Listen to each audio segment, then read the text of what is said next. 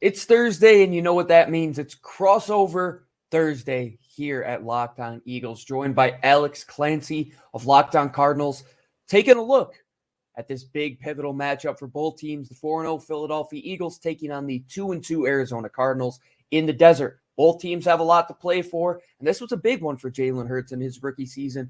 All that and more on today's crossover Thursday edition of Locked On Eagles. You are Locked On Eagles, your daily Philadelphia Eagles podcast. Part of the Locked On Podcast Network, your team every day.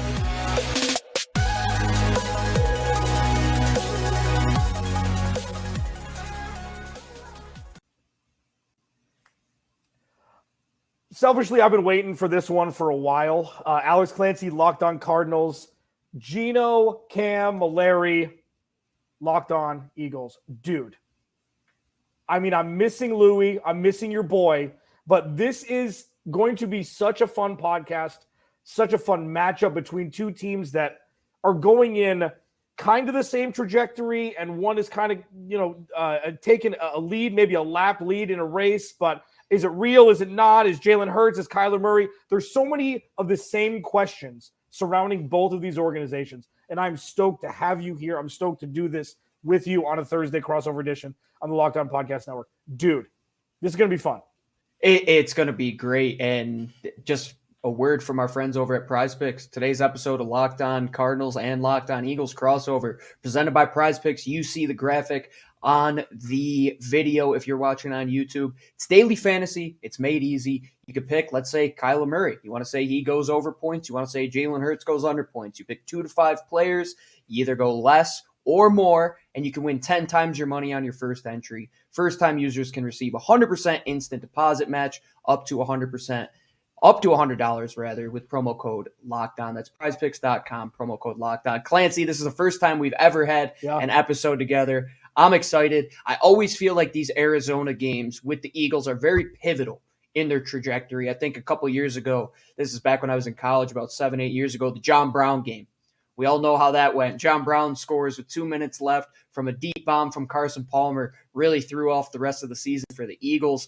And then I think the one that really is in our minds is the first time Jalen Hurts suits up in a shootout with a guy like Kyler Murray, 2 quarterbacks on the same trajectory, as you had mentioned. Can they throw? We figured out that both of them can really throw. And are they athletes? Man, they're both athletes. So if you're looking for fun, if you're looking for a game that will probably be all over red zone come Sunday, this is the matchup, man. This is one for the NFC. It'll kind of shape the landscape of the whole conference a little bit more.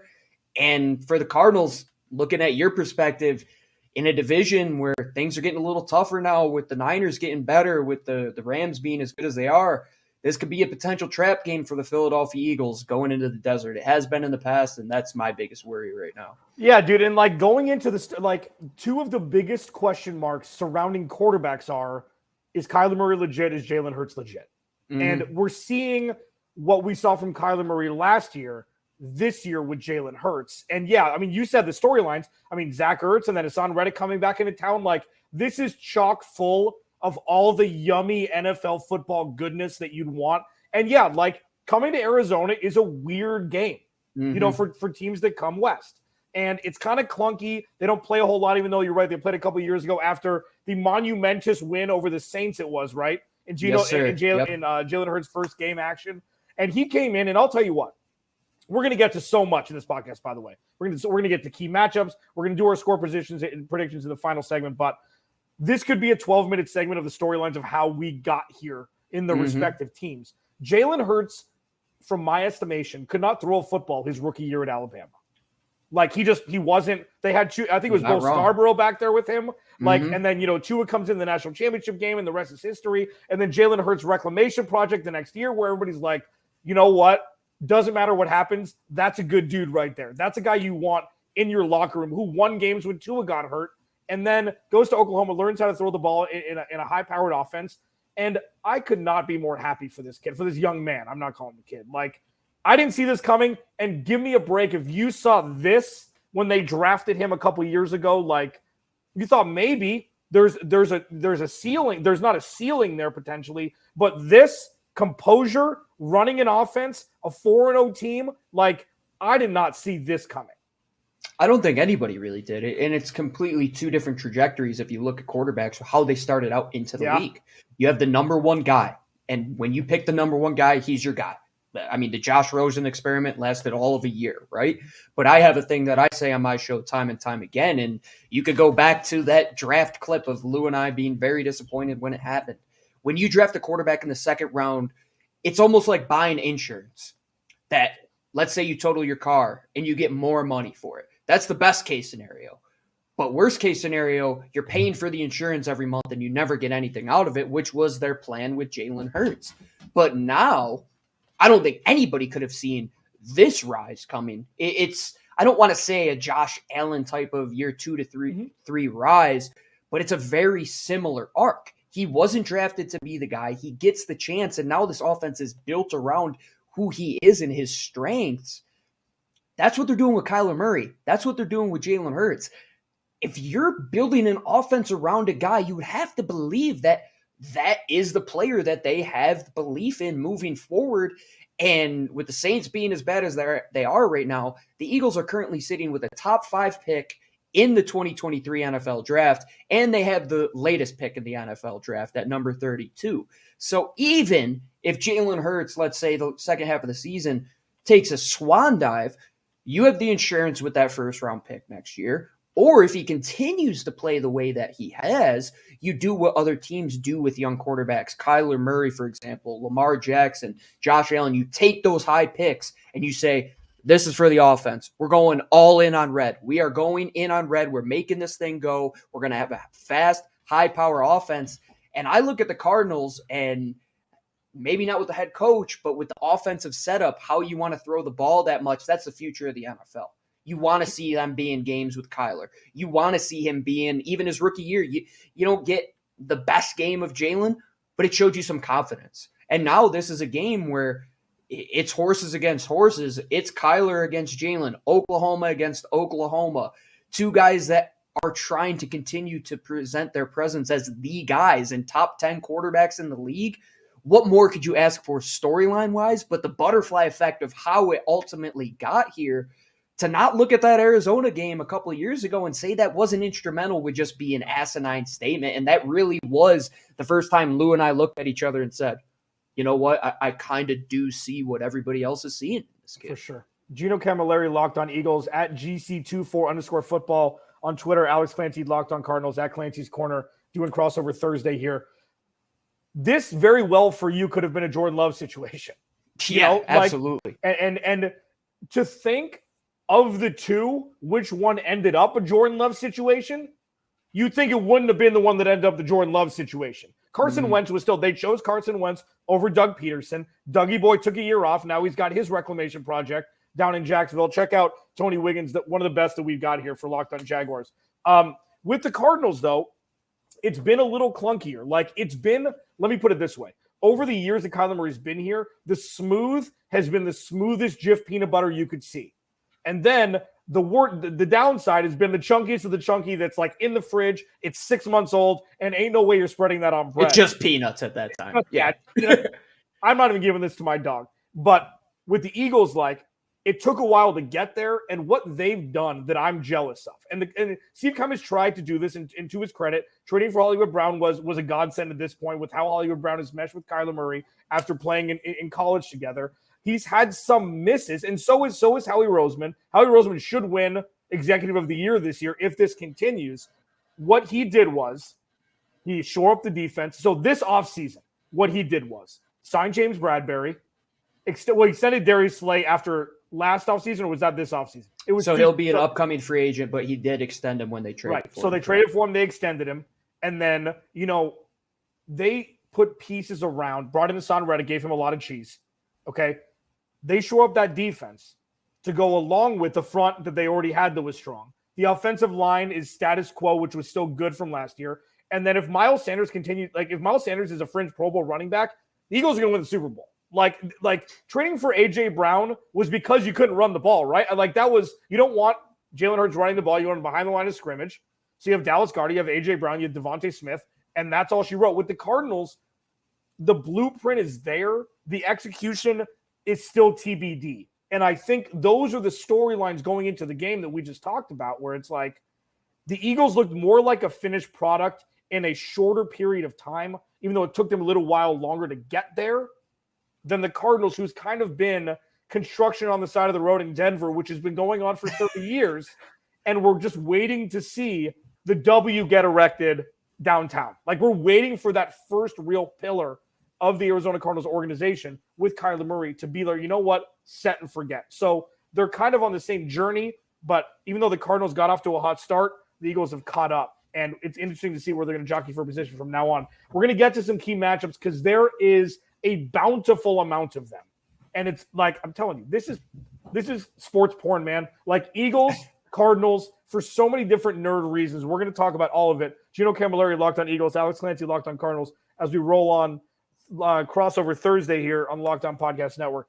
Do you ever wish that before every NFL game you get up-to-date and accurate information before placing bets or looking at your fantasy lineup? Well, you guessed it. Now you can. Elias Game Plan app. You know the name Elias, okay? Elias Sports Bureau. Elias is the official statistician of U.S. pro sports leagues since 1913. And now, whether you're part of a fantasy tournament, placing bets, or just a huge sports fan and stats nerd, Elias Game Plan has everything you need, okay? I love the league-validated team and player news and stats. It's like, if you ever want to win a bet with your buddy and, like, you're at a bar, you're having a beer, like, okay, there is no doubt about it that Elias will give you your answer whether you're right or wrong. And if you're wrong, I guess just don't tell your buddy. You can see key injuries that have the biggest impact on the outcome of the game. I never thought I'd be able to talk to the renowned researchers of Elias until I got this app.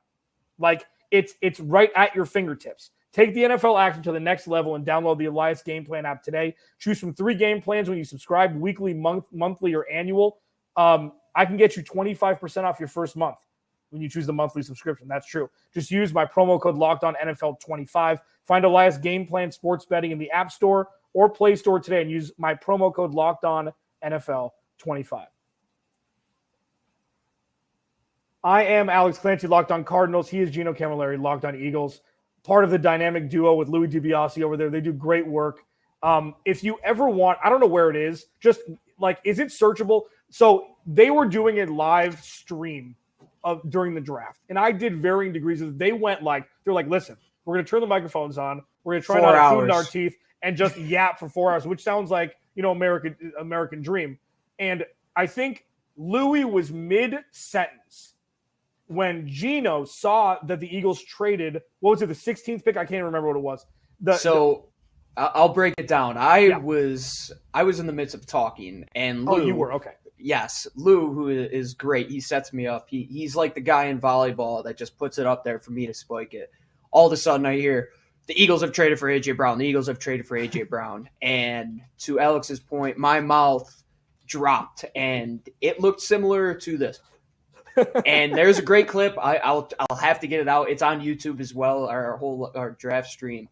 But, man, this was only a couple minutes after or before. I'm not sure. I was so hectic that Hollywood Brown is traded. I mean, the Eagles and Cardinals, like you said in the prior segment, there's so many guys and there's so many just like horses that are in the Kentucky Derby right now because of what happened in the offseason. And you can't look at these two general managers and say these guys haven't taken risks to help better their team. And that's ultimately what you want in a general manager. Is the success always going to be there? Man, I've been dealing with Howie Roseman longer than I've been with my fiance. We've been together 10 years. I've been with Howie for 12. I've figured out this guy up and down, and still when you're trying to figure him out, you don't have him figure him out. And he trades for A.J. Brown. Steve Keim trades for Hollywood Brown.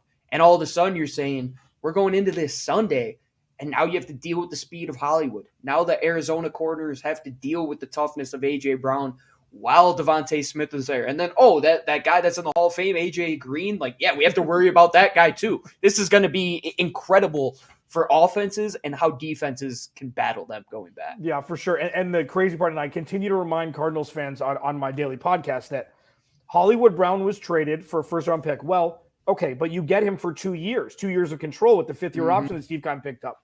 In a fairy tale land, absolutely.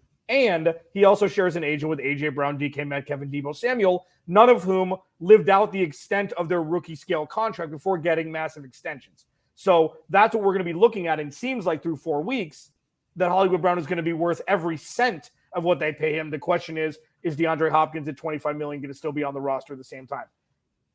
A.J. Brown has 50 less receiving yards than the entire team of the Tennessee Titans. I did my Locked On NFL Thursday with Tyler Rowland from Locked On Titans. The other side of this trade that ended up being Treylon Burks, he's not as happy about the outcome. But let's look at this. And I'm going to go first with the key matchups here, and there's two. There's one that you're going to mirror, I know. The other is the offensive line versus the front of the Eagles. The offensive line for the Arizona Cardinals has been very Jekyll and Hyde. Rodney Hudson is one of the best centers in the NFL. He's going up against a contemporary counterpart in Jason Kelce, even though they're not going to be on the field at the same time. The Cardinals' offensive line last week against Carolina looked like they were a practice squad offensive line, and then the second half, something happened, and everything, the Red Sea parted, and Kyler Murray was able to stand in the pocket and, as I say, have tea parties back there. So that's the big one. It's like if the Eagles can eat in the backfield, the Cardinals don't have a chance. But the one that I'm really focusing on is the wide receivers versus the corners, namely the Cardinals wide receivers versus Darius Slade, James Bradbury, CJ Gardner-Johnson. Like that's what I'm really curious to see. If the Cardinals offense and, Mr. Zach Ertz, number 86 in your hearts, like I'm curious to see what the offense will look like with the best defense they've faced so far. I would have to say that with Avonte Maddox being out, last week was more of a concern how they were going to deal with Christian Kirk. I look at Arizona and I'm saying Zach Ertz really is probably that third receiving threat that you have to worry about, if not number two. Well, what does CGJ, Chauncey Gardner-Johnson, do very well? He was brought to Philadelphia to be able to cover these tight ends, to be able to man up against bigger guys. Avonte Maddox, who's the slot corner, who potentially won't play again with a rib injury. He was listed as did not practice today. If Darius Slay and James Bradbury go, you can't even throw at these guys. It's no hyperbole. If you look up any metric of their defensive efforts, they're top 5 in everything.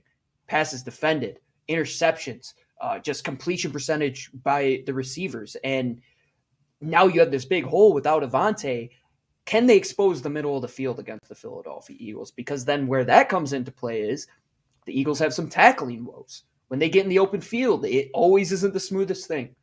Sometimes CGJ last week had a horrific performance tackling the ball, which allows 3, 4, 5 more yards. And when you're playing an explosive offense where all of a sudden you allowed those 3 more yards, they pick up another first down, well, then Kyler can go and scramble for one.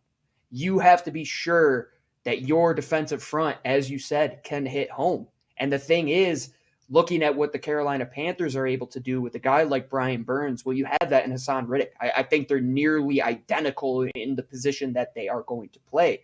But unlike Carolina, the Eagles are 9 deep on the defensive line. No exaggeration. You can rush 5 starters. You got Jordan Davis in the middle, who's really only been in on rundowns out of just pure necessity because Fletcher Cox has been as good as ever in the interior. Javon Hargrave is fighting for a 3rd contract in the National Football League. Josh Sweat is one of the most underrated edge rushers in the sport. Then you go to their second unit.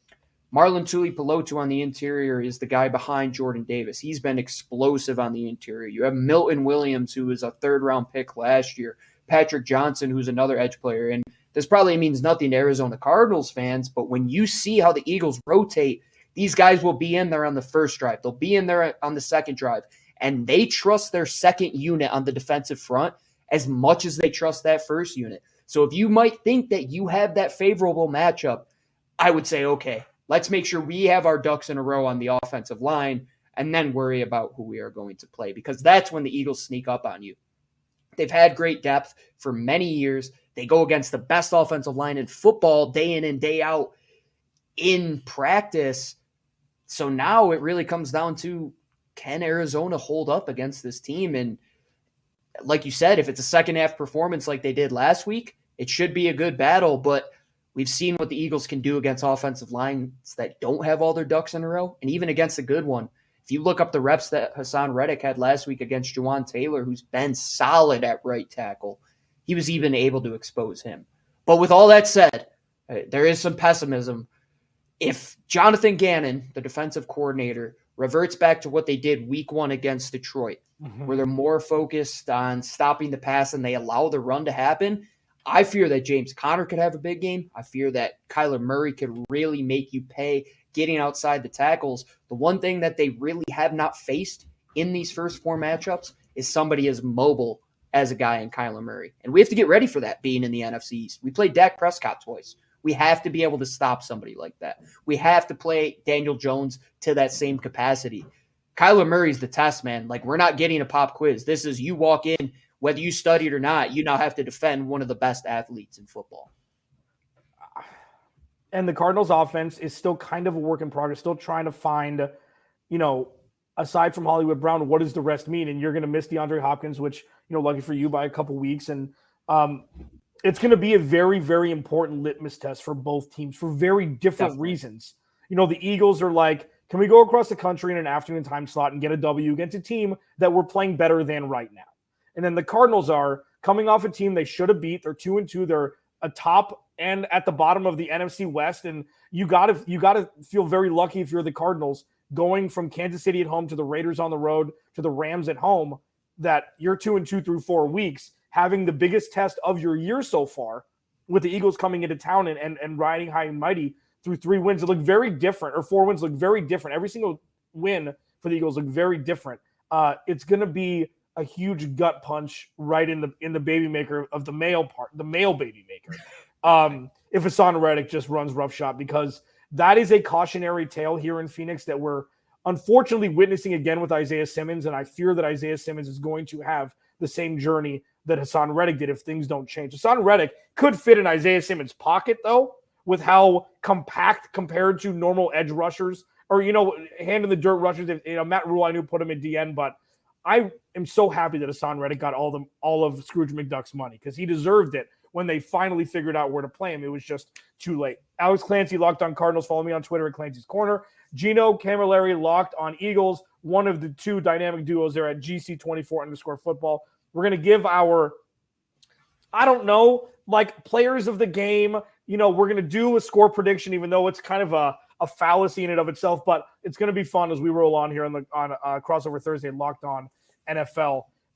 These days, every new potential hire can feel like a high-stakes wager for your small business. You want to be 100% certain that you have success and access when finding the most qualified candidates available. I used to be on LinkedIn all the time, and I'm going to tell you that these screening questions I'm going to talk about here in a second, they're the real deal if you want to filter out some people that wouldn't be a good fit for your business. And that's why you have to check out LinkedIn Jobs. LinkedIn Jobs helps find the right people for your team faster and for free.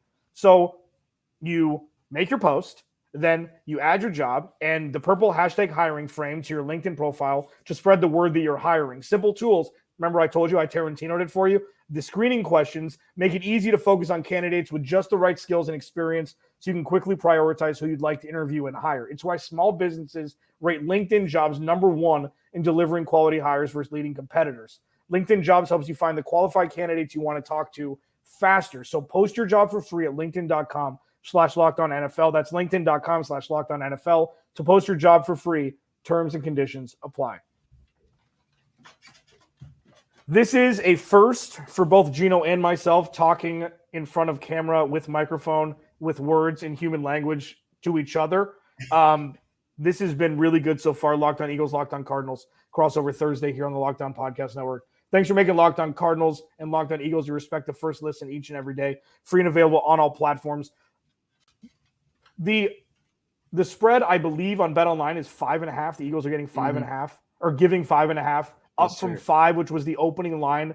I've listened to some people talk about this game, and this is a fade game for people. It's like, well, the Eagles coming across country, riding high and mighty. There's a correction somewhere coming, is what people have said. And I don't know one way or the other. I'm not huge into that kind of stuff. But the lines itself, with the theory behind taking 5.5 points if you're the Cardinals, sounds insane.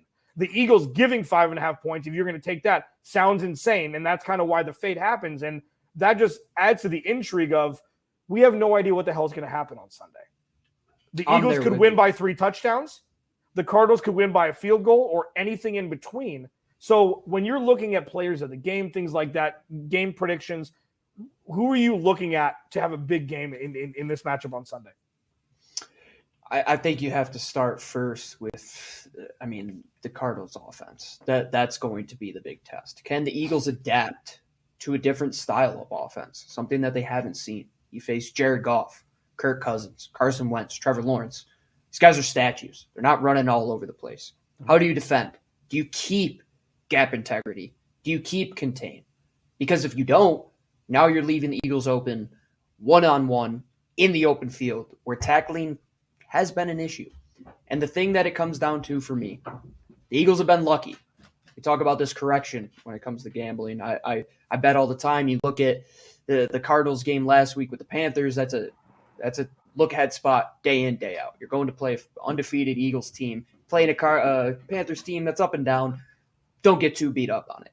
This game is the correction if you're looking at revenge games for the Eagles. Mm-hmm. Week 1, they beat Deuce Staley. Week 2, they beat Justin Jefferson and Jalen Reagor. Week 3, they beat Carson Wentz. Week 4, they beat Doug Peterson. Could Zach Ertz be that guy? Could he be the guy to break the streak? Like you love Hassan Riddick, I love Zach Ertz. I have nothing but good things to say about him. But they haven't had that type of tight end to defend against. Somebody that just can eat you alive. Death by 1,000 cuts. And then that opens up the pass game to open up things vertical. That opens up the game for James Conner to take things and stretch it outside with Kyler Murray as well. Can the Eagles defense, without Avonte Maddox, respond in a way yet again that we haven't seen, where they are down another top 5 player at his position at the slot? Can everybody else fill in? If I'm looking at the Cardinals defense, I think you really have to try and take advantage of those corners. I think A.J. Brown and DeVonta Smith have to make their presence known. And if not, the Cardinals win that game. If you see DeVonta Smith and A.J. Brown collectively under 100 yards after a game where the Eagles couldn't pass due to conditions where it's 19-mile-an-hour winds, downpouring, now you're going into a fast track. You're going inside in Arizona. The ball's going to move quick. Guys are going to be moving quick. Can that offense keep up the fast pace? That I don't know. Like you said, what happens on Sunday? Is it a correction? Do the Eagles go out there and continue to dominate? I truly don't know. And Arizona's always one where I have to think back and say, if you look at the Eagles' history, it really does play out time and time again. Going to the desert hasn't been the most fun place for the Eagles to go. One thing I will say, I think there's going to be a whole bunch of points scored. I don't think this is going to be a low-scoring contest. The Cardinals coming off of that up-and-down game last week, you have to imagine they're a dog waiting to go get its food. They want to score points. You want to get out to I'd say 3-2 in the West is looking pretty good right now. That's a good position for them to be in. The Eagles, they have to handle their business, play Philadelphia Eagles football. Don't get outside of what you have done that has worked. Because when you try to outsmart yourself, that's when things go wrong.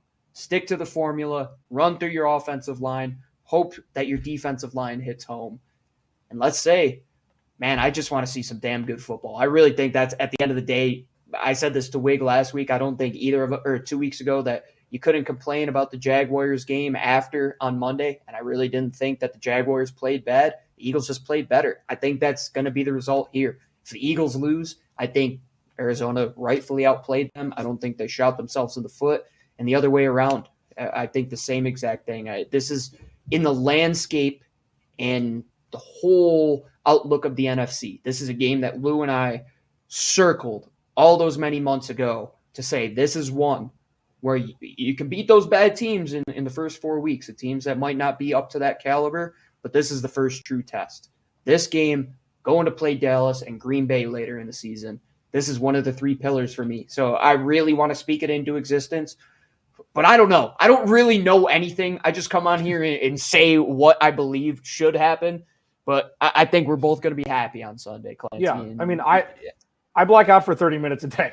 I mean, I don't even know. I'm responsible for what I say. But, I'm Will Ferrell in old school. Like, I don't even remember. I blacked out 970 of these episodes. I can't remember what I say. Yeah, same. I'm about 1,000 too. Yeah, man. It's been a while. Yeah, no, so I agree. I mean, it's, I think DeVonta Smith terrifies me just because we've seen it this year. Like, we saw flashes last year. Jalen Hurts, like, when they drafted DeVonta Smith, I'm like, what the hell are they doing? Jalen Hurts can't throw the ball with regularity. And that's why, but this is what happens when a young quarterback evolves and grows and matures and works hard at his craft. And, Nick Sirianni's done a fantastic job over there, even though the jury was still kind of out with him initially. It's like, who is Nick Sirianni again? What did he say in the press conference? And then it's like, well, now look at where they are. They're a big boy football team. I mean, to mirror your sentiment, I have no idea what the hell is going to happen. It could go so many different ways.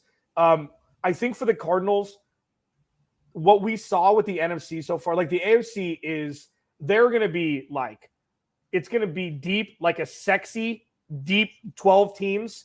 It's going to be yucky in the NFC, for lack of a better phrase. There's going to be so many teams vying for playoffs, for playoff contention, but it's going to be a lot of like 7 and 8 teams through 16 weeks. Where it's like, oh, is 9 and 8 going to get there? Is 9 and 8 going to win a division? Like things like that. It's not going to be, like the Vegas glitz and glamour that the AFC is going to be with the way that offenses are played there. But that makes it almost more fun. Like the 49ers scare me more than pretty much any team in the NFC right now. Agreed. Because of the defense, because that's proven to work. Going into Sunday, the defense scares me the most, and it's DeVonta Smith. I don't know what's going to happen. I'd be hard pressed to think that the Cardinals will win this game. I want to see 60 minutes of football first. The Cardinals they fronted the Vegas 20 points. They fronted the Rams 14 when it could have been 28. And they fronted the Carolina pick 6 in the first half. And it's like, let's see it for 60 minutes. And then we can have a conversation. Maybe we'll be having this crossover during the divisional round in the playoffs. Like, we have no idea how the NFC is going to stack up. But you're right. Starting week 5, this is going to be a huge determining factor for the future for both of these teams in this season. 5-0 is a lot different than 4-1, especially with a couple teams in the NFC East nipping at your heels. 2-3 and 3-2 in the logjam NFC West. Same thing. Gino Camilleri, Monday through Friday, Locked On Eagles. You say Locked On Birds. What do you guys do? Locked On Birds? There's so many birds. Our Twitter account is at Locked On Birds. Our prior hosts, Ben Solak and Michael Kist, who are great. They're well beyond what they have done at Locked On now. And Solak is a 1%er now. Yeah, Solak is way the ringer. He's made it. To say that I walked in the shoes of some greats here at Locked On Eagles is great. But yeah, you guys can check us out wherever you get Locked On Cardinals, of course.